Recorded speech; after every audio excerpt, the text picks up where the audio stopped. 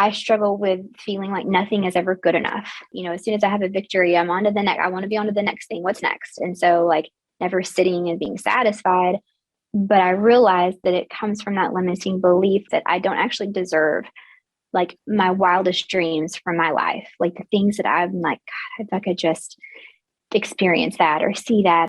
Nothing ever feels good enough because I am involuntarily keeping my wildest dreams and my best whatever at arm's length because I don't want to be disappointed and hurt. I'm limiting myself, right? And it's like, it would be like looking at somebody and saying, everyone is welcome to the feast, but you're the vagabond. You're the one who can't come here. You sit outside, but I do that to myself. So the story that you're holding on to, right, is that, well, there's several things in there, but basically it's the worthy story of like not deserving. Like, I want to have this and I know I could have this, but I'm afraid to have this. Like, I'm afraid to want it. Like, I'm afraid. Like, I don't trust myself. It's like, if I go after it, I'm going to squander it. I can't be responsible enough for that. I'm not a responsible person. My people don't do these things. Say more about why you think you're going to squander it. Because I think this ties right back in. Oh, this is good. Just because I am typically someone who I have more of a ADHD flighty personality, right? Even though I am very responsible and capable, I also drop the ball on shit. And it's just like, oh, I fumble or I forget or I procrastinate. And like, my family squanders. I look at my history and my parents and where I come from, and it's like they would get so far and then they just lose everything. And and even though it's not actually the scariest thing, if I think about it, I just think that it's inevitable. The family story that you were handed is that we might get some things, like there might be this really great period, but then the next step is squander. It all disappears, or we stay where we are. So your brain, right, is telling you like, then just don't want it, because it felt painful to have like this abundance, and then it's taken away, and it comes in and then it's taken away, and it comes in and it's taken away. And so your brain is trying to protect you. I think there's two things. I think your brain is trying to protect you from that. Yeah. Right. Of like, if I don't want it, like you said, if I ignore it, it'll go away. Yeah. If I just keep it at arm's length and ignore it, it'll go away. So the thought is, if I ignore it, it'll go away. It's too painful. I need to keep it at arm's length. My deepest desires or my joy, right? Like, I can't really like stay here and enjoy it, because then it's going to go away and then I'm going to be disappointed. Don't get too attached. Don't get too attached. Yes. What is so bad? Like, what's the pain point of getting too attached and then losing? I think in the sense of owning my wants and going after them and making these big decisions and daring to live that life that's just my life on my terms, then if I lose it, the only person I have to look at is me. And I think that it's so painful.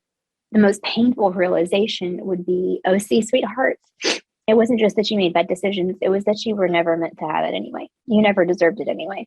So just the little moments that you did get to experience, that was just like pity, right? Like, oh, that was just take what you're given, be happy with it, because you never deserved that anyway.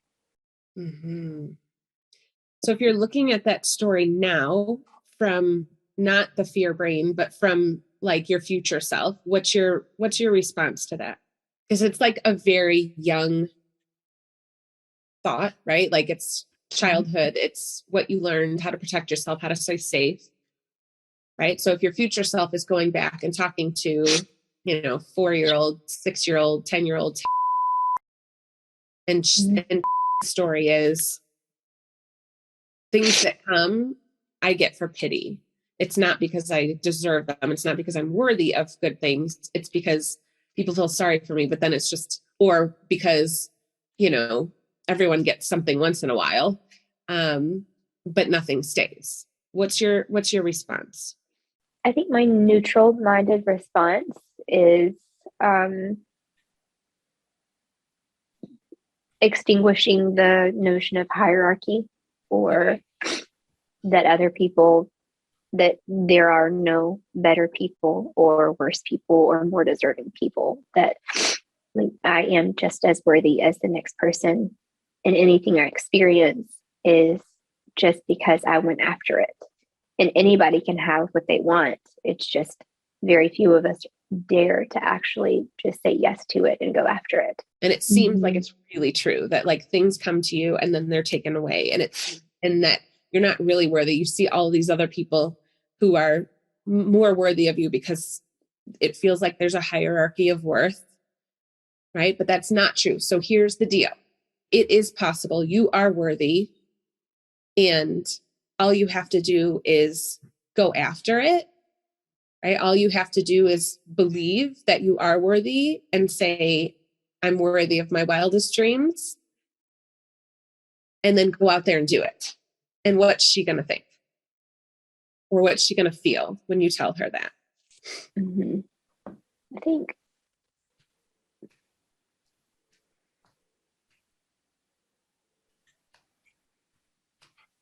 relief. Okay. Because it's like it's like for me, it's just as painful to be held back, right? To be like the caged animal.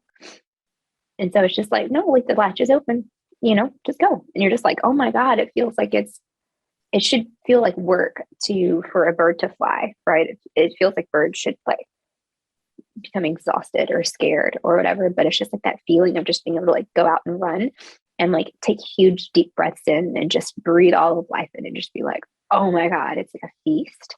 Like that feels like more relief than trying so you say to her, listen, it's just as painful to stay in the cage as it is to fly. So cage doors open, go. Yeah. And what does she feel?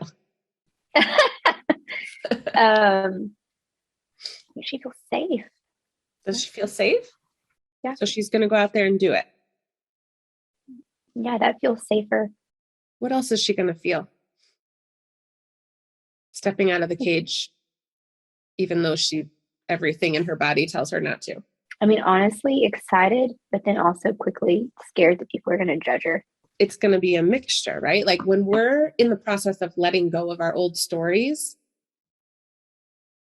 the reason why the reason why we're doing this in the first place is to get to those feelings of freedom, to get to the feeling of safety, to get to the feeling of excitement and alignment, right? Like that's why we're doing it. That's why we keep showing up. And the old story holds on because, yeah, but what if it's not true? Like, what if you weren't worthy of your wildest dreams? What if everything does come and then get taken away, right? And so it's like that fear piece, the fear and the, being afraid. Like I see it, like I get it. And my future self is coming and telling my past self, hey, listen, I've already been through this journey. Here's what I can tell you. It's painful to stay in the cage and it's painful to fly. But one of those keeps you very contained and one of them sets you free. So either way, right? Like there will be pain.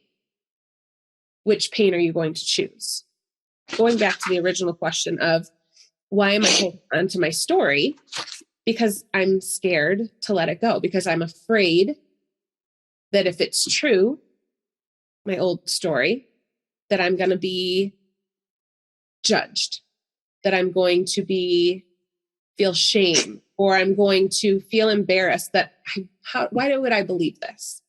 Like, look, I was so dumb to really think that I'm worthy of my wildest dreams because look at this, didn't work. Right? So one of the biggest things to remind ourselves in this journey is we want to be aligned with the future self feelings. We want to do that as much as we can. But when the old stories pop up, it's because there is another that we need to feel, we need to work through, we need to remind ourselves of. And that is that we have to understand like that we're going to be judged. Things might not work.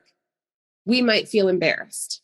It might be painful, right? But we're going to choose that.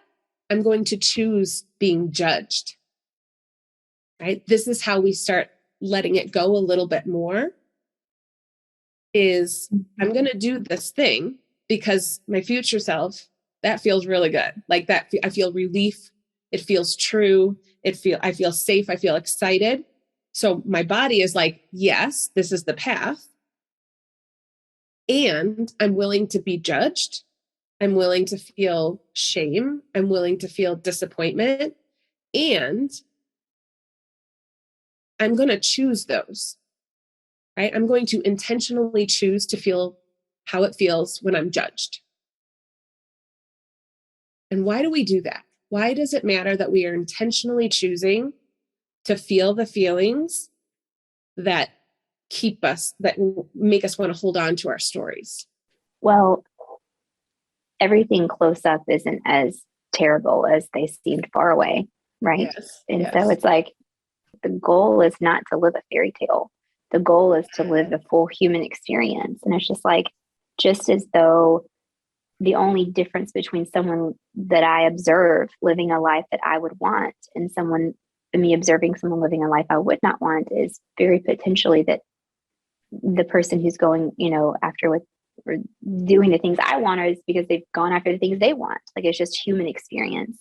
And it's like, I'm not above the pain, nor am I above the pleasure. Like I'm not, it's just like, it is all like, we're all going to experience all of that. And so if I dull myself down, I'm just as worthy of judgment as I am if I just go after it. Knowing yourself and experiencing the fullness of yourself, there's something that like that desire never goes away and no one can do it for you.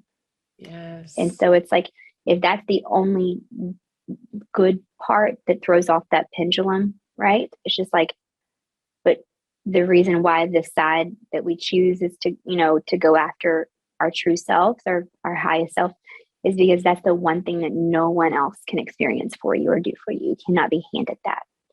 Mm-hmm. Yes. So good.